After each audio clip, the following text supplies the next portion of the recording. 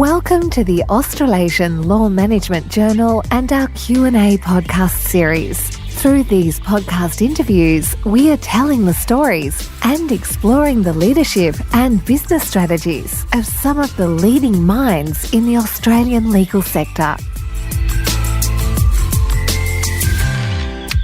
Hi, I'm Cameron Cooper, editor of the Australasian Law Management Journal.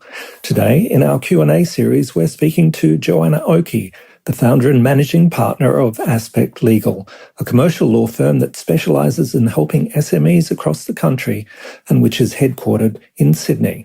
In this interview, Joanna tells us the secrets to the success of her own two podcasts, Talking Law and The Deal Room, why she wrote her book called Buy, Grow, Exit, and how the firm's security officer, Chloe the Caboodle, is helping to make the firm a happy place to work. We start the interview by asking Joanna how she got started in the law.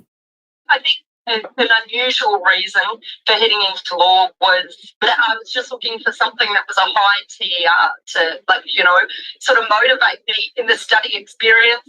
I got it and I thought, hell, why not? Ended up in law school.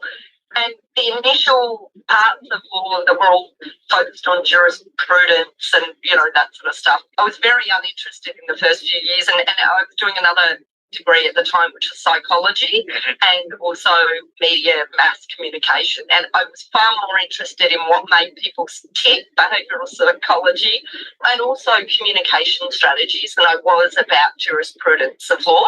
Yep. But then I got into the media subjects, contracts, remedies, stuff like that, and I started seeing the stories, and that's when I really got into law, and I ended up finishing with honours and a university medal. So I found my groove by the end of it, right. But I think I got there in an unusual way, and I think that sort of set the framework for the way that I practice law ultimately and set up Aspect Legal, because I think coming into it from the perspective of I really love behavioural psychology. I love to understand what makes people tick, and I think that helps create a really solid experience for clients when they come into, because law has, lawyers have a bit of perhaps a reputation, and my target market is SMEs, so small to medium-sized businesses, and those owners are quite often wary of lawyers because they've had experiences in the past where they haven't felt heard, they don't feel understood, they don't understand what's going on, so there's this disparity between the client and the legal system and lawyers. Yes. And I just think the way I came into it became such a help for me. So, ultimately I got the underpinnings of good legal education, but I started off with a healthy distance from law and sort of came at it from a different angle, I guess, because of the other subjects I've been studying. Well, it strikes me that psychology, dealing with people, and then the media and marketing is pretty crucial to business success. So it was nice to have those sort of three elements, I suspect. Yeah. But no one would think, it was a bit of an odd, I didn't know anyone else that had done that sort of, had that in their education. I'm super grateful that, I ended up doing that because I think it was extraordinarily helpful. Yeah, a lot of firms talk about doing things differently, but I'd love to hear what you were doing at Aspect that is different and that you think has really worked for you. Yeah, so I think a lot of firms talk about doing things differently. They're talking about they do value-based pricing or they do fixed fees or whatever. But I guess for me, breaking the mold, doing something different is more foundational and fundamental. So, and once again, as I say, sort of like my background, it is sort of, I think, what gave me different insights. For me, it's always stood back and said, okay, how can we break apart what legal services are and what we're actually doing that's providing value to our clients, and how can we increase that value that we're providing? And for me, the answer to that is it's not just, okay, let's provide fixed fees rather than time-based billing or those sorts of things that people quite often use to say they're different. It's about what our clients really need from us. They need education, they need information, and that's why I started these two podcasts that I've now been running for more than 5 years. So even though everyone does podcasts now, like I started when it wasn't a thing, and more than 400 episodes of podcasts, which is all about providing free information and education. And then I wrote the book, which is, more than 90,000 words. It's like all about how the legal understanding, the legal environment can help you buy, grow and exit an SME. And so I think I come from the perspective, and we at Aspect Legal come from the perspective that fundamentally we're here to provide true value. And providing true value requires us to work on it constantly. And so we have these meetings every Friday, which we call Fire Up Friday. And Fire Up Friday is all about every single week, the whole legal team meets and asks, what systems are we running that are working best? And what happened this week that wasn't as good as it could be, and what system can we create or improve to deal with that? And so that's innovation constantly at the heart of everything that we do, trying to improve every single week. So, and in particular things come up, Joanna, through those discussions. I'm sure different things come up every week, but are there any sort of consistent trends that come through that? Just sort of like the themes relate to it's either the way in which we do things. So is there more, can we resolve any confusions by providing more education at the beginning about whatever may have been misunderstood along the way, whatever. Yep. So our systems, or what could have moved faster, or what could have, all of those things. So our systems is one thing. Another thing is external things. So things that we can't control, but that we can be aware of in the beginning to ensure not just our clients, but also in dealing with counterparties, dealing with other stakeholders in a transaction, what can we do to work in with them to try and smooth the process more? So there's sort of like internal and external, the things that come up. But a consistent thing is difficulties that we have in having, we have really fast turnaround times, and I have strong systems and procedures and have strong expectations of how fast the team can move. But we have constant struggles in that we all get things out very quickly, but then our counterparties, quite often you will just sit there with lawyers on the other side. So we're always like, well, how can we make this work better? And we're quite specialist in the areas that we work, business, sale and acquisition in particular. Many lawyers on the other side we know who aren't. And so we take a very, let's work together with them as a team rather than try to show up any. We're not about, let's win the ego game. Yes. You know what I mean? We're about, let's actually deliver the best thing we can. So we try and sort of partner with lawyers on who are our counterparties. And I think that fundamentally is something a bit different in the industry, because there are a lot of people in our industry who are driven by ego, if we're going to tell the truth. Absolutely. I'm interested in those podcasts and book, because you've got not enough to do in your week other than two podcasts and write a book as well. But clearly that must be part of that education program for you and your clients, but also I guess it's a great branding tool, a great marketing tool too, is it? Oh, it absolutely is. So the very first thing it is an excellent way for me to get really deep into understanding not just the legal side of what we do, but the commercial side. So my podcast, The Deal Room, is all about buying and selling businesses. And because I've been running it for 5 years now, and I've met almost every single person in type of person and person in the industry, it really gives us deep knowledge so that we can build our legal services in a more in a way that's more holistic in its understanding. So that's the first thing, it's our own knowledge that it creates. But the second part is a fantastic marketing tool, because not so much about, the podcast does deliver leads, but that's not the main reason why it's a good marketing tool. It helps establish credibility and authority. So, anyone who is looking to get clients know that there's a number of things that you have to do to have a prospect have confidence or trust in you. And one of the critical things is establishing that you have credibility and authority. And those centre point things, the book, winning awards, and the podcast sort of talk for themselves. So when we have sales calls, so calls with prospects, and we have, like generally there'll be 3 or 4 new prospects coming in each day that we'll be having sales calls with. Yeah. We don't have to sell on the call. Every call is limited to 15 minutes. I don't let anyone who's on these calls, that's it, 15 minutes. But so it's not about us selling, it's about us asking, getting information. And we don't have to sell because those other things around us, and that's what a good marketing system does. It means that the lawyers don't have to sell, and that's what we want, right? And drilling into those podcasts, Phil, I'm kind of curious because, as you say, you sort of led the way 4 or 5 years ago when people weren't doing that, and now people are sort of catching up. I'm curious about what is working. How long is a good podcast? What's really popular? What's proving to be really worthy with the people who are listening or watching those podcasts? Yeah, so a couple of things. I like short podcasts, but I'm just like, I'm the classic. I like the most efficient way to achieve anything. So it doesn't have to be long. And who the hell's got time to sit there and listen to a 1 or 2 hour podcast, right? So I try and keep them, I think, short. Short is best, short and to the point.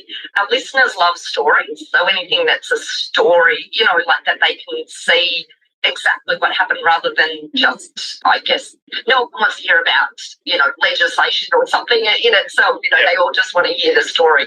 But ironically, the content that I sometimes just get an idea about something and I just go and ad-lib on a podcast. That, like, for example, one I did that is a classic that just gets crazy amount of hits is I talked about the differences in terminology for term sheets if you're selling a business. And I just here's all the different terminology and isn't it weird and this is what it actually means. 10 minutes it took me. I just had this idea one day and I'm just like, okay, I just feel like I need to tell everyone this. 10 minutes. That is one of our most listened to podcasts. So the random thing is just sometimes, and I think, for any lawyer, they should take this on board. I used to think that sort of stuff everyone knew, and it turns out the stuff that we think is obvious to us isn't necessarily obvious, and just something simple where you're just like here's my point of view and here's my thoughts behind it. As a 10-minute podcast is the most successful out of all of them. Randomly, I don't know, but there you go. Okay, I'll keep that in mind because we started to do some podcasts for this publication and keeping it short, keeping it very specific, telling stories sounds like the way to go. 100%, yeah. And this is like the easiest podcast to do if you've got someone there and you're asking questions. So that interview style. But if you have someone at times just come up with here's a thought bubble, I do think they're strong podcast. Yeah. But the other thing just on podcasts is, and this is sort of my mode with everything, but podcast, if you're going to get into podcasts, you need a solid system behind you. Yeah. So I have a system where my podcasts only take me the recording time, and then we have the whole system that produces it. And I want the podcast turnaround in production in 1 day after I've recorded it. And it's just about having a tight system, having every single step of the way systemised so that it's not a resource drain. It isn't a highly costly gig because otherwise it could become bigger than big. Yeah, absolutely. And then you don't really get bang for buck if you're dragging it out like that. 100%. Speaking of that, the theme of this edition will look at pricing, profitability. There's a book in itself, pricing and profitability around law firms, but just curious if you have any tips for other firms in terms of pricing and stuff. A lot of people do talk about, fixed fees of work for them or whatever, but I don't want to put thoughts into your mind. What would you be offering? Pricing is so hard from a legal firm perspective. It is one of the hardest things I grapple with in the business. It really is hard. It's hard because it's very hard to know from our perspective, from a transactional perspective, when we do a lot of transactions in business sale and acquisition. For smaller deals, it's much easier to fix it because you can have a bit of confidence about being able to have clear scope. Larger matters, I just find it very, very difficult to even consider how you fix fee something that quite often is driven by the fact that your client doesn't want to take the easy route in negotiation. There's, they're the ones who want to push various points. So, your pricing is hard. The one thing on the pricing side is, though, what I try to do is, there's sort of, I guess, two different ways to focus on any business. You can do high-end work, which requires expensive staff or expensive production, but then that makes you very vulnerable to the staff or to whatever that expensive item is that's part of the production. In legal firms, it's the staff, right? Or you could go lower cost, high volume, and that means that you have to be very, very systems based. And I'm a systems person. I like the idea of building a legal firm that's built on systems and not built on needing star players. Okay. Because I don't want to be the one doing all the work at the end of the day, And that's the funny thing about legal. I don't know how many lawyers have read, the email. Have you ever read the Michael Gerber? Yeah, I've read part of it, yeah. Yeah. And so I read it right at the beginning of my career, and I'm just like, this is epic. This is so fabulous, right? But then I was in legal firms where I was looking, well, how does this relate to me? How do we create in the legal firm systems that drive the whole process?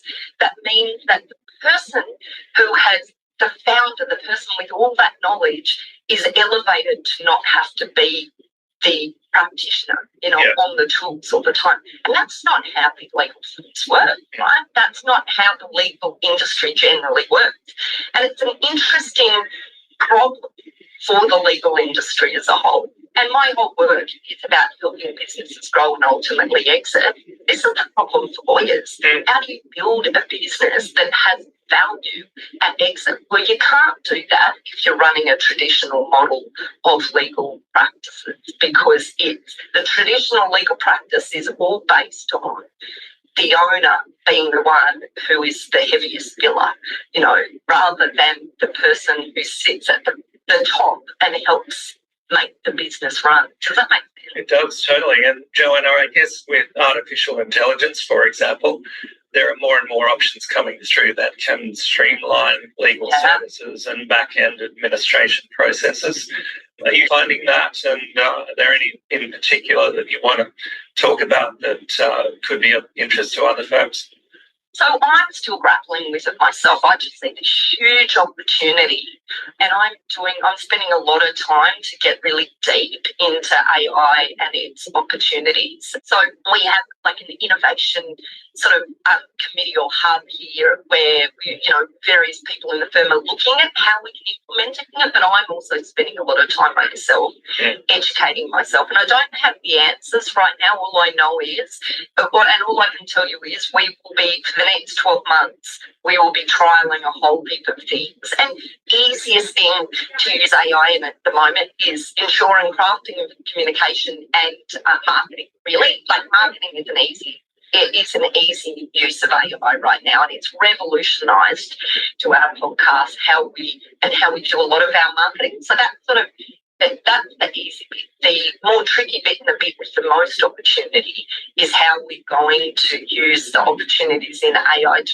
revolutionise the way that we produce our legal services. So that's the next one for me. So no answer? That's all right. It sounds like you're not sitting around, you're not being complacent with your firm, and that leads to a question around management style. It sounds like everything's fluid within your firm in terms of ideas and practices and so forth. But yeah, I'm curious about your management style. Tell me about that. Management style. Okay, that's an interesting one. I don't even know about my management style. So I've got a really large emphasis on education. So I talked about Fire Up Friday, but we also have Wisdom Wednesday each week, where for every single week without fail, I will train the team on various things, or we'll get some team members, lawyers, to train the team. But I absolutely fundamentally believe in education and in bringing everyone in the firm, up to a higher level constantly. And so I guess my management style is I love educating and giving everyone the opportunity for growth. I also like giving people the opportunity to have, I guess, leadership opportunities as well. But I am probably slightly a control freak. Look, there is that I try really hard not to be, but there is that element of you wanting to ensure that the quality in your practice is there and runs through the whole practice. Yeah. So the follow-up interview will be with your staff to confirm that you're a control freak or otherwise. You also talk on your website, and I'm interested in this, about you dream about creating the perfect business, whether it's through using AI or controlling your staff beautifully. What does that mean? And I'm particularly interested in the perfect sort of law firm. What does that look like for you? Yeah. So, and maybe this runs into the last question, because the one thing I didn't say with the last question about my management style is that it is also deeply important to me that everyone who comes to work here loves coming to work every day. And that runs into what I think the perfect legal firm is. When I started my legal practice, when I was a paralegal in the early days, even before I was qualified, and then a junior lawyer, so a lot of really clever people. It was almost like they had these, the golden handcuffs that we talk about. But just unhappy people who weren't getting the love out of the job. It was something that paid the bills. Yeah. And I'm just I have a belief. I have this absolute belief that if I don't absolutely love what I'm doing, I won't do it. So I'm an all or nothing kind of person. Right. And I believe you must love. You're at work for so many hours a day. You have to have the deep connection to what you're doing. You have to love it. And there has to be, and I don't want to get too philosophical, but there has to be a greater purpose that's just outside of yourself. And for me, that was inviting, really connecting with why what we do is important to our clients. So that's the first thing. What is a perfect legal firm? That we're doing something that really, honestly, adds value. Not just that hits the commercial targets, pays everyone, know that actually adds value. And if I wasn't doing that, I wouldn't continue coming to work each day. So that's the first one. But that every staff member is fulfilled, and that's how we've got 4 core values here at Aspect Legal, and the 4th is fulfillment of the staff members. Every team member, has to love what they're doing and feel very connected to what we're doing. And that's why I think the vision of a leader in a legal firm is so important. You've got to have a vision. You've got to know what your value is. And because the team wants that. They want to be part of a vision and be part of something that is going somewhere. You know what I mean? That has a path to follow. And then the third thing is, personally, I need to enjoy what I'm doing. So I love what I'm doing. I love our team. They're an incredible team, and they love being here, which is important, and we're creating what I believe to be really great outcomes for our clients. So that's what I think creates a great firm.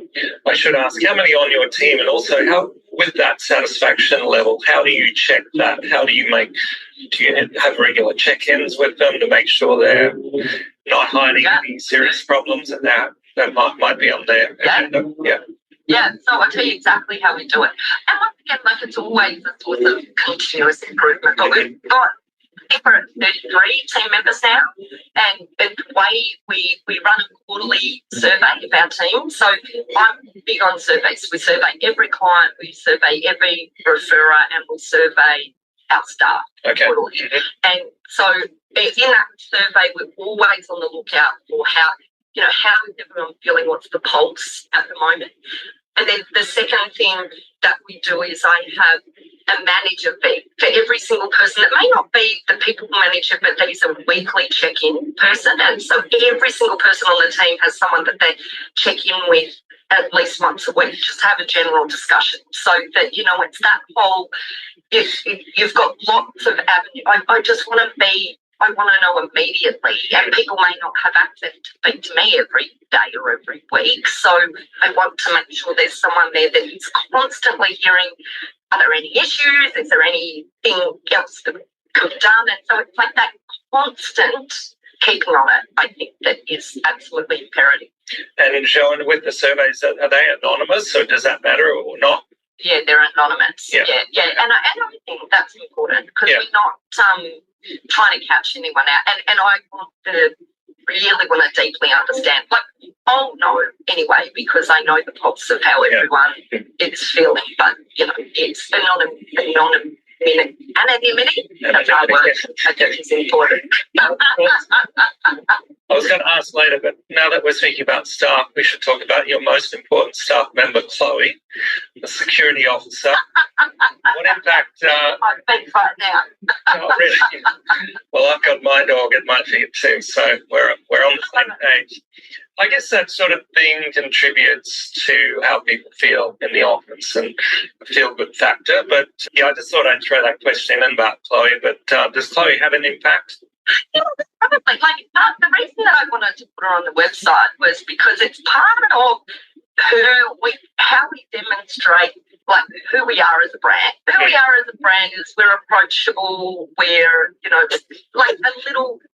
we're serious about what we do, but we're not too serious, and I think it's been true about who you are, and having her on the website represents honestly, truly who we are, as a firm. And I think that's super important, that, if that's not who you are as a firm, you should reflect, you should think about who you really, what is that real culture of who you are, and have that relationship that you want to have with your clients, and find ways in your marketing material to reflect that. And I guess that's ultimately what Chloe is on our website. I better check what type of dog Chloe is, just for the record. But a Poodle, very scary security officer. Okay. All the time. Actually, we did a covenant sheet for our team, and here we are. You can see today I have on the page on our calendar that we have for the team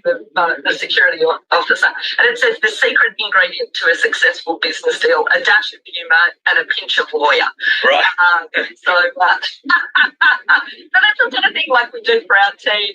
We have these little things with kids, and we create this calendar, and this is another, this is September, keep calm and let the lawyer handle it. Just have stuff like this throughout, pictures of the team that we have of the, because we try to find ways to integrate a team, because we have offshore team members as well. Yeah, okay. So, we're all over. Our team is so spread out. So, and that's another thing, I guess, that's a bit different to us, to other legal firms. We really spread out, so we have to find ways to keep everyone super connected, even though geographically we're all separate. Yeah, okay. I wanted to ask that question around the diversity and inclusion side, because I was looking through your website, it seemed like you have a really diverse team. And a lot of firms have talked about it and maybe not really got there. I'm just curious about how you managed to achieve that, and also the benefits that diversity is delivering for your firm. It wasn't. There was it's not like I sat down one day and said, okay, I want to create a diverse and inclusive team, right? That never, ever happened. It just happened organically. And I just think it is incredibly important to have diversity across, different cultures, different races, religions, different gender. And I spent my early days in legal firms where almost every single partner was male, and this is sort of I guess this is sort of the history in Australia of legal firms, right? And I knew I didn't want that, but it's not like I set out and decided to create a firm that had diversity per se. But I'm a female. I obviously, so I guess that was the first beginning of not just having males in a firm, because I started my own. I'm a female, but I've always been really big on flexibility, and so that was hugely attractive to females as I was recruiting lawyers over time. And now, today, very interestingly, it used to be females when I was first recruiting that were most attracted to flexibility that I offer, but that we offer here. But now there's so many men coming in who are after that flexibility as well, And so I find that interesting that side of has also become inclusivity in terms of males now having access as well, flexible work options, whether or not that's part-time versus full-time, or hours that are at different hours, or having remote work rather than in office, or, like my team might go off and do something today and then tomorrow they'll do more hours or whatever. So, I think that things like that, because I always played the recruitment in a different way, or who we are and our values in a different way to other legal firms, just led to diversity. Well, that seems to be the biggest issue. I mean, I speak to a lot of people for different publications, and retention, recruitment always comes up as their biggest challenge. Sounds like on the workplace culture front, you've got it nailed. Sounds like that flexibility is really crucial. Are there any other things that have really worked for you on that front? I think that number one, having a vision and having leadership is something that really isn't even talked about a lot in law in terms of retention and recruitment. And it took me years to realise that. And it took me years to realise I had to lead from the front. I had to tell people what I was thinking, and I had to get really clear about, and I know, most legal firms have their core values that they put up, on the wall somewhere. We have core values, we have 4 core values, and our core values are so deeply entrenched in what we do that everyone knows them and lives them, if that makes sense. And people, I think that having vision, having a big goal that everyone can be united to aim for, and a team knowing that they're very valued, they're really valued. It's really important for me that there's a lot of positive reinforcement, and that people constantly are brought up. And we have, I've talked about our meetings before, we have three main meetings a week. Motivation Monday, which is about, everyone sort of getting really into the week, and we have, it's sort of like a really light and uplifting session. Wisdom Wednesday, which is all about building the knowledge space and excellence in the team. And then, as I said before, we have Fire Up Friday, which is our innovation session. And I think those sorts of things, having a vision, communicating the vision, really honestly appreciating your team and them knowing it, I think they're the real keys. And do you know what? One other thing, I ask the team a lot, what do you want? What do you need? How can I create an environment that you love? Because I want you to love coming to work every day. That's another thing, asking. Asking is often forgotten, isn't it? Yep. You have covered a lot of territory, so it makes sense to round it out with the question about where the firm goes from here. It sounds like things are going great anyway, but in that quest for the perfect law firm, where do you head in the next few years? Yeah, I just really want us to be known as the number one SME business sale and acquisition legal firm in Australia. And so that I want the team to feel that they understand that we actually are leaders, And I have growth sort of targets that we're aiming, but I'm not I don't want to be a massive legal firm. I just want to have fun, and I want the team to have fun, and I just want to keep doing things that I'm proud of. and that our team are proud of, that they can go home every day and go, you know what, I really helped our clients today. You know, I did something that had value. So whilst I have targets, the biggest sort of goal or plan is just to create, as we were talking about before, the place where everyone loves coming to work and we create true value for our clients, you know. Well, you've given some great insights, so I really appreciate that, Joanna. Thanks for listening to the Australasian Law Management Journal Q&A podcast. If you enjoyed this episode, please consider subscribing. For more law management insights, please visit lmhub.com.au.